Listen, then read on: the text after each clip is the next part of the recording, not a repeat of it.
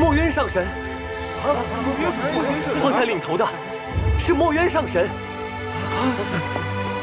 恭迎墨渊上神重回昆仑虚。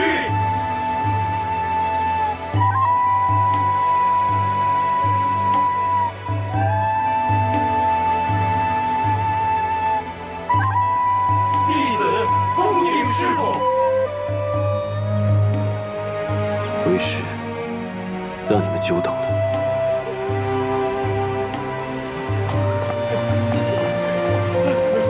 师父！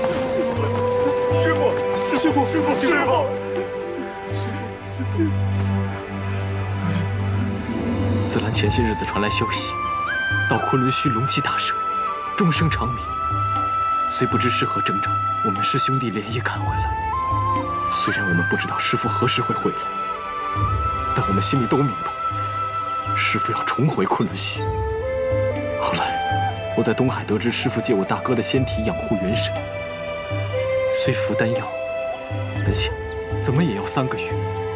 今日在大殿内，觉察到您在山门外徘徊的仙气，我们便匆匆赶来，却终是没能够赶上，在山门外迎接您。师父，您走了7万年，终于回来了。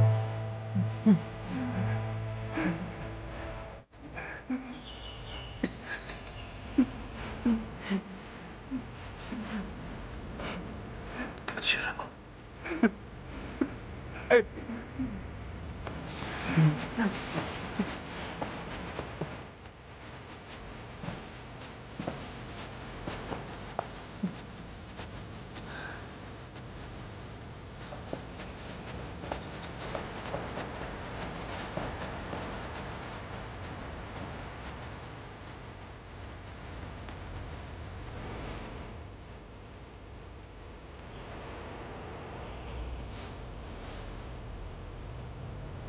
起来吧。师父，紫兰有事禀告。自从师父走了以后，不晓得因何17也不见了。这些年我们不停歇地寻，却毫无音讯。恐怕小师弟已是凶多吉少。我没有凶多吉少。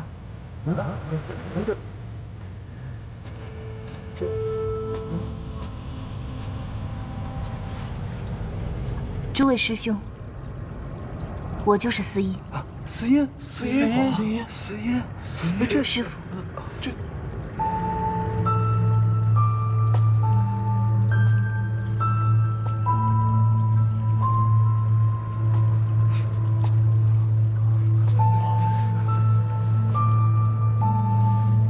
师傅。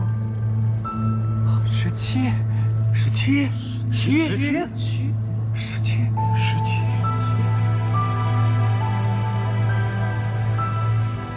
师傅，当年是我给诸位师兄下了药。什么？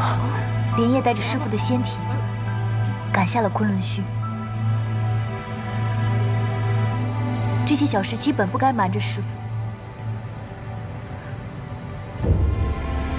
但刚才16师兄没有提及此事，想必也是为了保全我。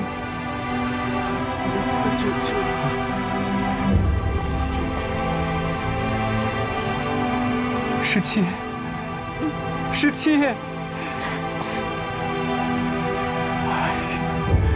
石师兄说过，司音为了躲我们隐姓埋名，这些年我们师兄弟们寻遍四海，找遍八荒，到处找你都找寻不到。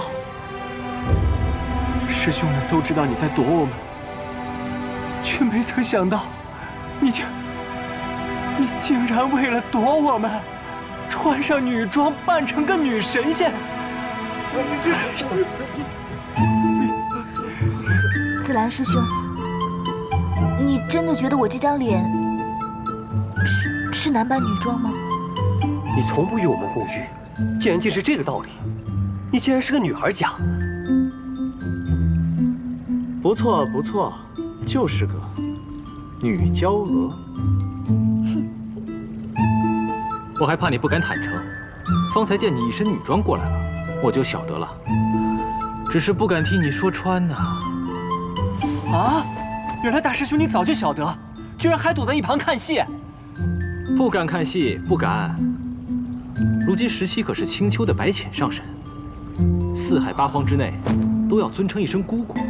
论阶品呢，我还得先行礼问安。所以啊，石榴，我怎敢妄自给17下定论呢？他不开口，我怎敢先说？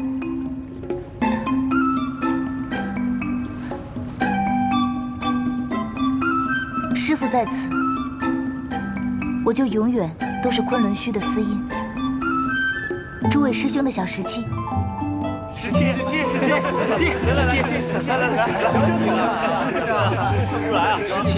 这么多年，我完全都没看出来你是女儿身啊！真是没想到。是啊，我可想死你们了。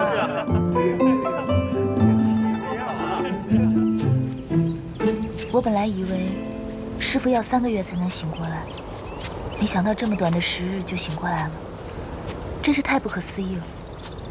唉，倒也不枉夜华这小子攒了他一身修为，才能让墨渊这么快醒过来。这夜华真是个实实在在的情种啊。不过小五，你这时运也太不济了，刚还清墨渊的，这又欠下夜华的。墨渊你还得清他7万年的心头血，这夜华4万年的修为，你可怎么还啊？我是觉得，我跟夜华终归是要做夫妻的，这夫妻间本就该相知相爱，谁欠谁的不必分得那么清楚。四哥觉得呢？我先回房间了。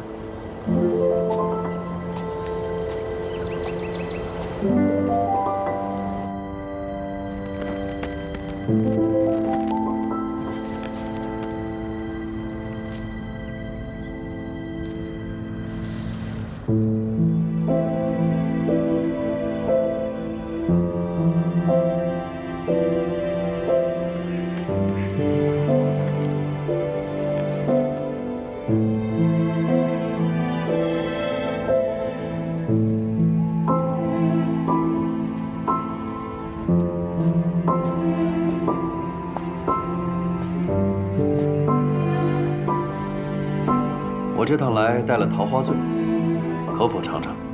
好。怎么这么痛快？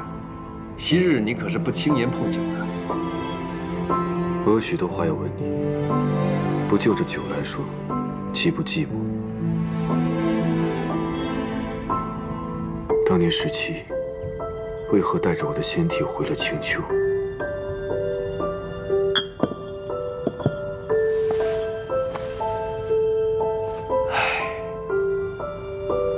就晓得你要问这个。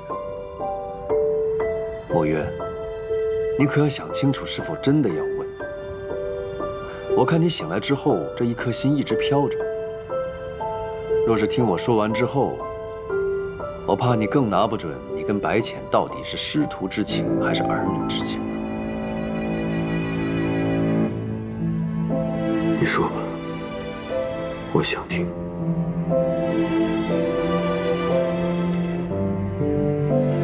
你那时魂飞魄散后，17就抱着你的尸体坐在弱水河畔，谁都不能靠近，疯了一般，一定要一族给你陪葬。17，睡了吗？已经睡了。睡了你还说话？我进来了啊。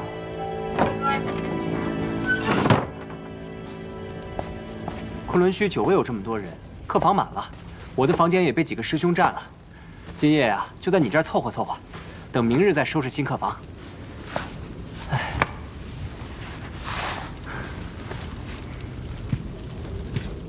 ，17，这7万年啊，为了师父，辛苦你了。昔日我的16师兄，但凡和我说话，一定会挑我的刺。我说东，他一定说西；我说好，他一定说不好。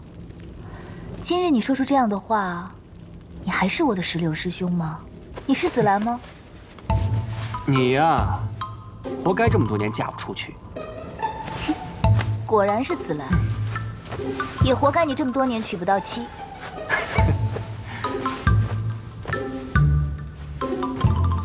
对了，紫兰师兄，你猜我方才在想什么？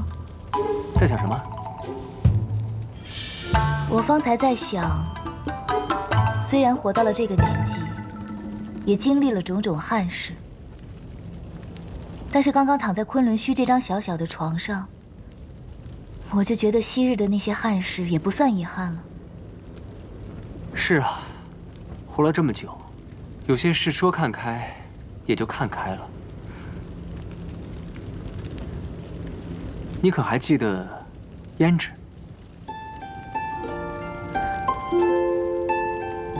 那个异界的小公主，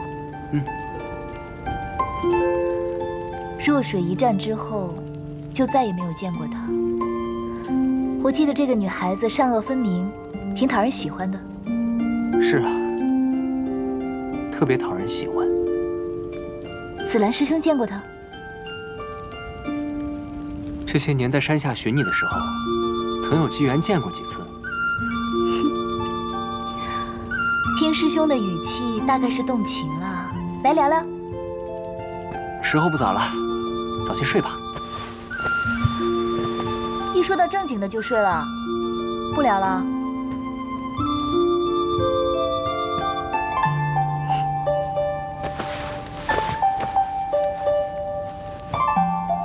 真想和夜华也像这样聊一聊，不过他此时应该听不懂我说的这些话。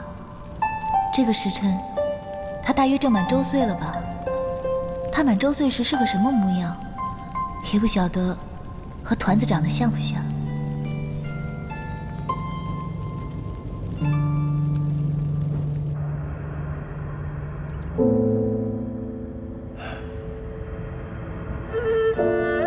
就在这里，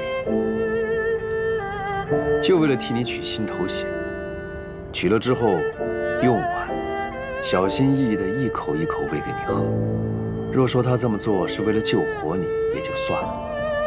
可他根本不知道你是否真的会回来，只是为了要帮你保住你的仙身，用他青丘九尾狐一族的血。为你保住那个早已经没有元神的仙身。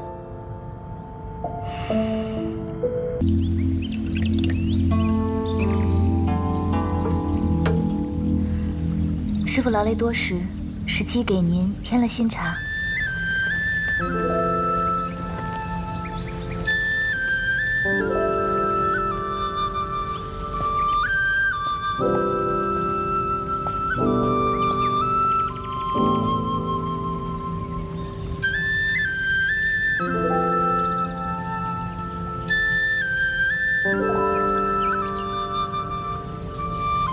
都已经10日了，怎么来访的客人还这么多？师傅回来这么大的事，不知道怎么就传开了。天上飞的，地上爬的，但凡有点灵根的，都知道远古掌乐司战的上神回来了。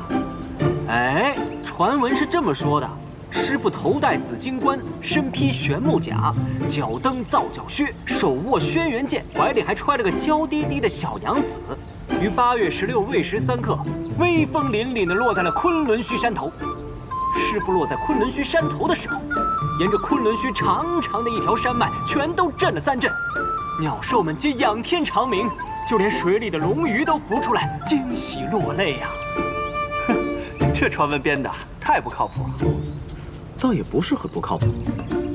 紫金冠、玄木甲、皂角靴并轩辕剑，正是墨渊出征的一贯装束。7万年来，一直供在昆仑虚正厅中供领做弟子的瞻仰。那娇滴滴的小娘子，指的大约是你吧？小娘子还勉强说得过去，这娇滴滴也太离谱了吧！哎，17，以你如今这年岁，不要说婆家了，怕是孩子也已有好几个了吧？什么时候让师兄们见见你的夫君啊？以你的容貌品性，也不知嫁了个怎么样的夫君啊？好说好说，下个月我大婚，请你们吃酒啊！师公，又有客人来朝拜。告辞。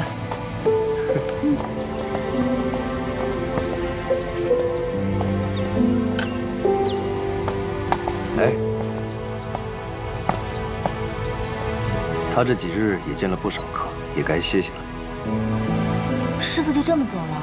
等一下还有人来朝拜，怎么办啊？嗨，都送到前厅去喝茶了，喝完了送走就行了。哎呀，这茶叶还够不够？够的。师傅看起来怪怪的。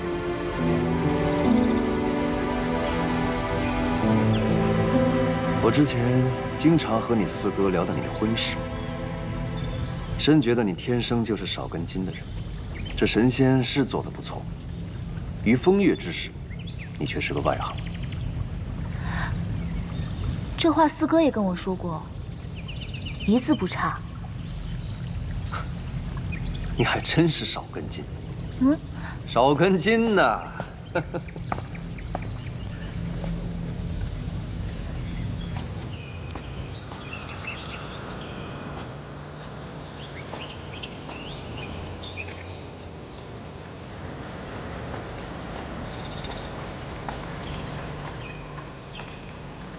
这里倒还挺干净的。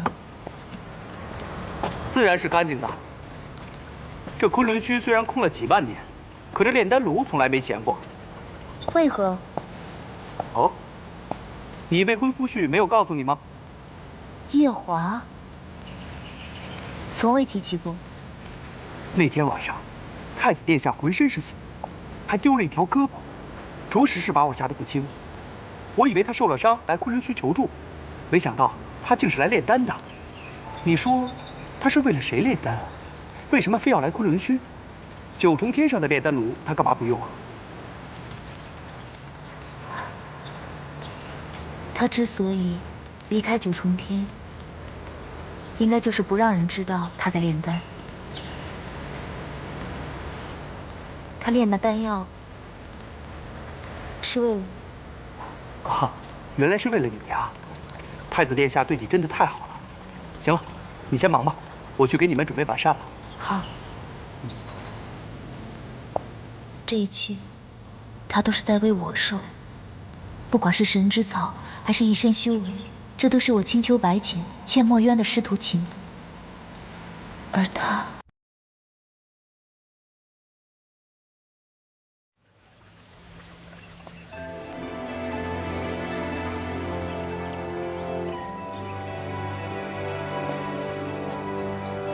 师傅，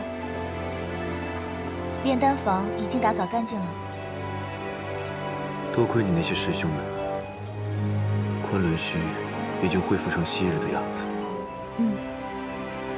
每天跟大家在一起，又好像回到了以前的日子。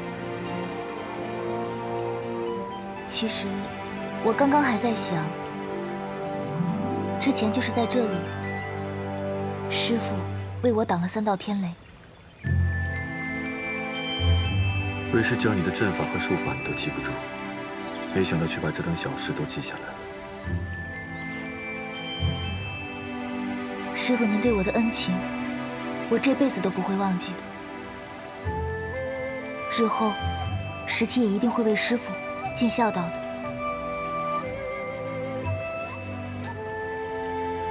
尽孝道。师傅，你现在口渴了没有？我去帮您煮一壶热茶来吧。不用了，你去忙吧。好，那我就不打扰师傅了，我先走了。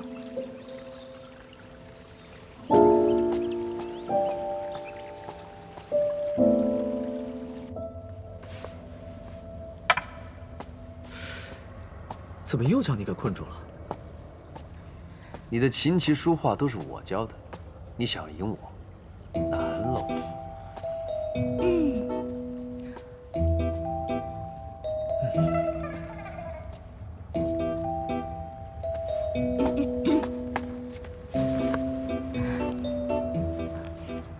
四哥，你这叫做兵败如山倒。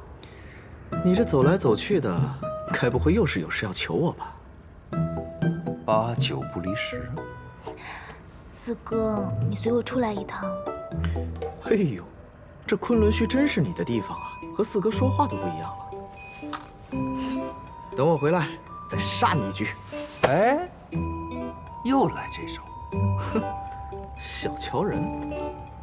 走。四哥，算了算了，我还是帮你摆一局，等你回来吧，省得你输了又不高兴，10天半个月不见人影。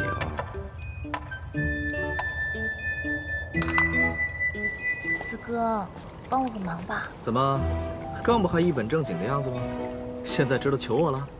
小事小事。哦，能跟天族太子有关的事，怎么样都算不上是小事吧？你怎么知道跟他有关？能让你露出如此小女儿娇态的，除了他，别人我还真没见过有这个本事。好了，你最厉害了，就是他。四哥，你能不能帮我瞒住7、8炷香的时间？我想去一趟凡间，瞧一瞧夜华。你这么费心的做这个，就为了这一点事儿啊？该不会是怕让你的那些师兄们知道，笑话你儿女情长吧？哎呀，四哥，你也有看走眼的时候。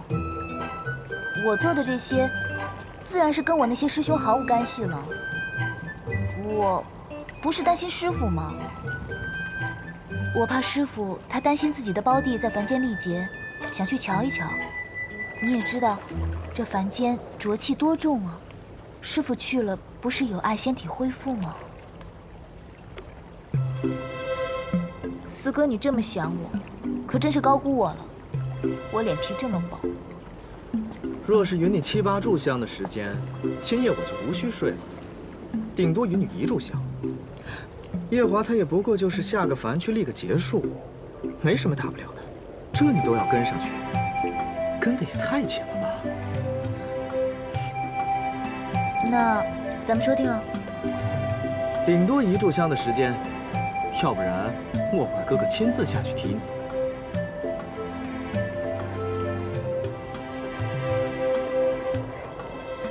四哥，你看，昆仑虚下雪了。你跟哲言这是第1次一同前来吧？你们应该去后山看看，昆仑虚的雪景四海闻名。别说这下雪了，就是下火我也懒得去看。1炷香就是1炷香，等我赢了哲言，你就要回来。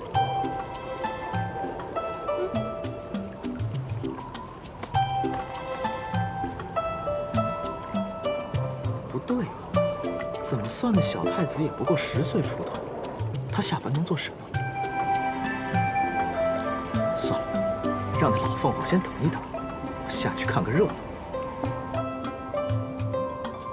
昔栾武子无一族之田，其功不备。这凡间倒与昆仑虚一般，也下了雪。顺其宪则，使悦于诸侯，诸侯亲之，戎狄怀之，以正晋国，行刑不救，以免于难。昔栾武子无一族之田，其功不备其宗器，宣其德行，顺其宪则，使悦于诸侯，诸侯亲之，戎狄怀之，以正晋国，行刑不救，以免于难。停，赵哥，你站起来，继续往下念。是。及欢子交太奢侈，贪欲无益，略则行志，假待居会，宜及于难，而赖吾之德，以没其身。都说太子夜华师从慈航真人和元始天尊，兼顾道法和仙法，是9重天上从未有过的神通。凡间这些对他来说也是太容易了。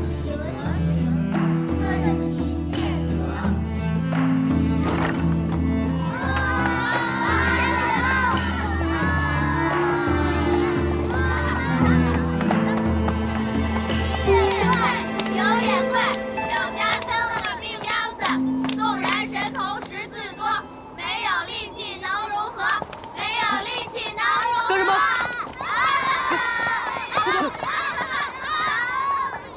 太没规矩了，竟然还在书院就敢欺负少爷。就是啊，忍了他们10几日了。走，教训教训他们去。走。不必。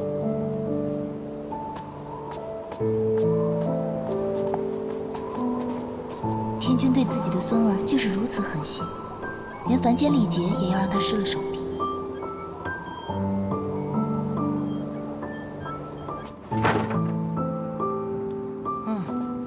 真是好人多受罪啊！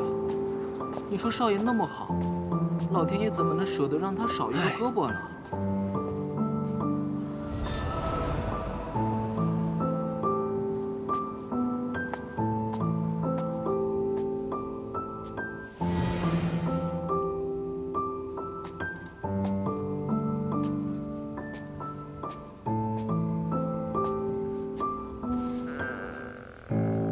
出什么事了？出事？啊，这是在做梦啊！唉。喂，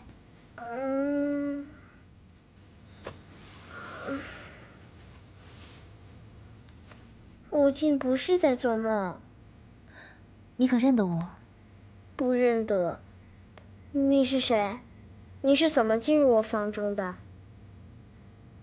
我告诉你啊，我呢，我本是青丘的一位小仙，亏得天机，知道在10年后，我与你有命定的夫妻缘分，所以今日我就想来看看我未来的夫君。我是你日后的夫君？怎么看你这般神情，你是很嫌弃我的容貌吗？你很好看。此话可当真？我虽见的女子不多，画像上的也不及你半分。哎，那你可相信我刚才说的，你我日后有注定的夫妻缘分？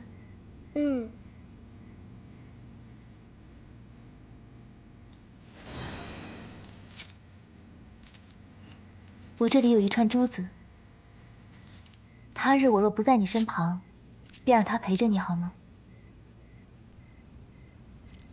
我这里有一个玉佩，送给你。这个送给我的？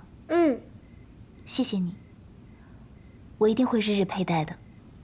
好，我也会日日带着它。那我们便说好了，你不可再娶旁的女子了。我一有空呢，就来看你。等你长大了，我便嫁给你。啊？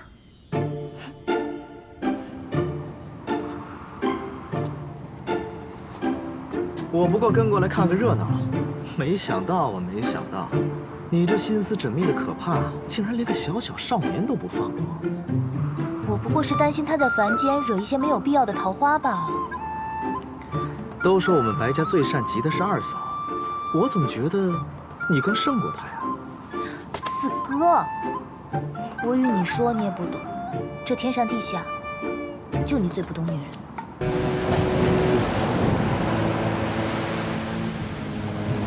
这几日洛水河巨浪翻滚，也不知是何原因。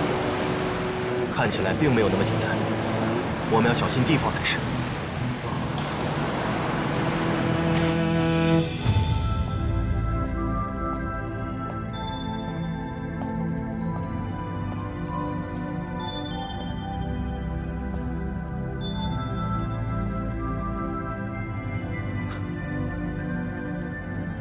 又有客来朝拜。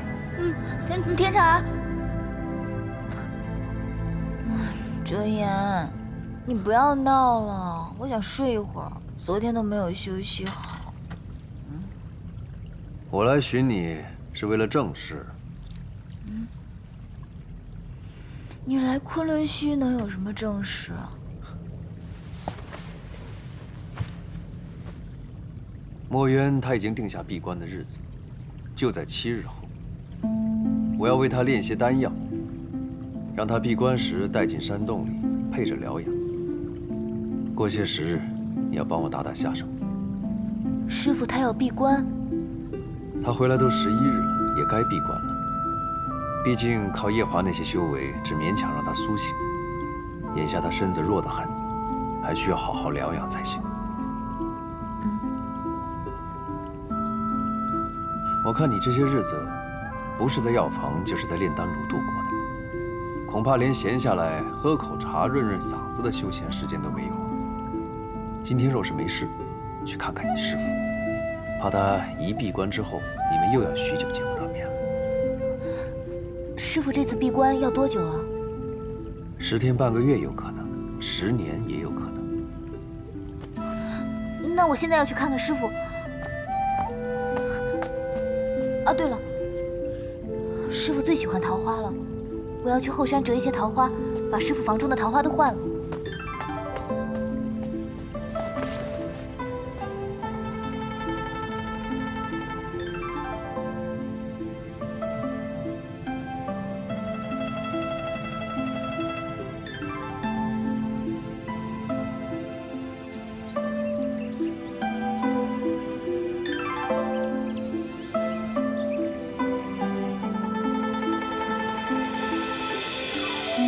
喜欢听师傅弹琴了，感觉心情都可以变得清静一些了。是不是多听师傅弹琴，就可以早日飞升上仙了？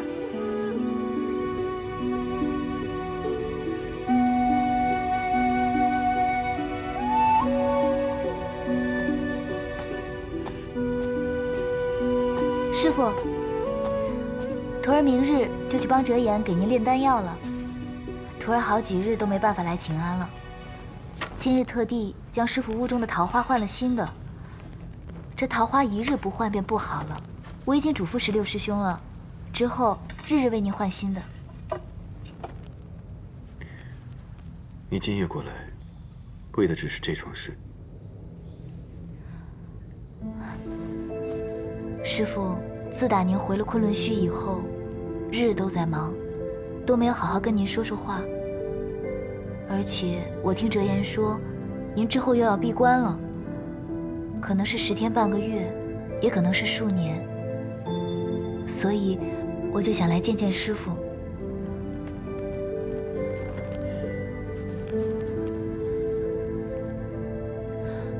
我可打扰您弹琴了？没有。记得刚来昆仑虚的时候，那个时候不懂事。知道师傅琴弹得好，日日都吵着师傅要听曲子，你还记得吧？记得。说起来，我都没有听过夜华给我弹琴。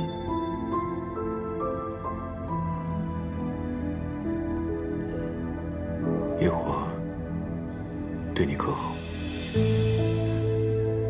他待我的好，跟师傅待我的好不一样。总之也是十足的真心。那便好。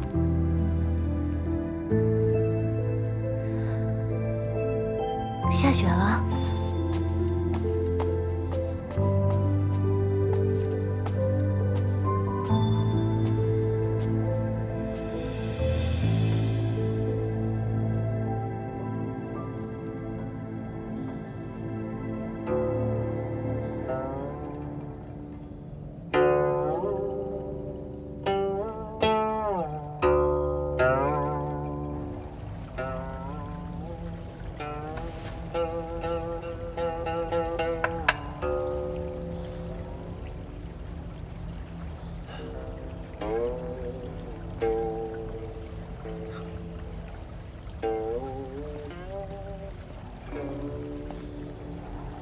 阴错阳差，阴错阳差。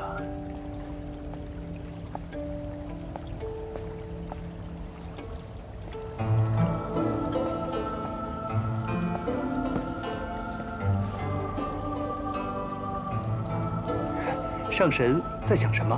如此出神。哦，我是想起师父以前经常说的，说你们昆仑虚的弟子最好酿桃花蜜。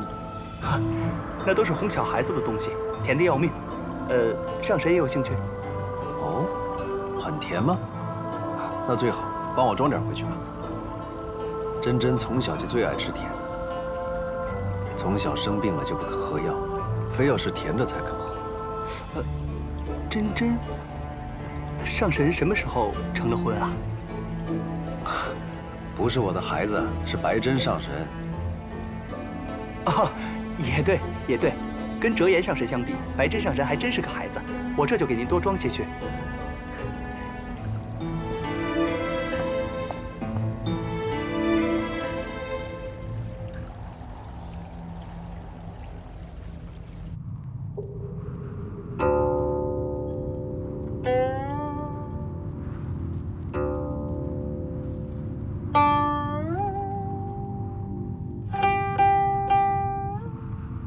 师傅是不是冷了？我把窗户关上吗？不必了。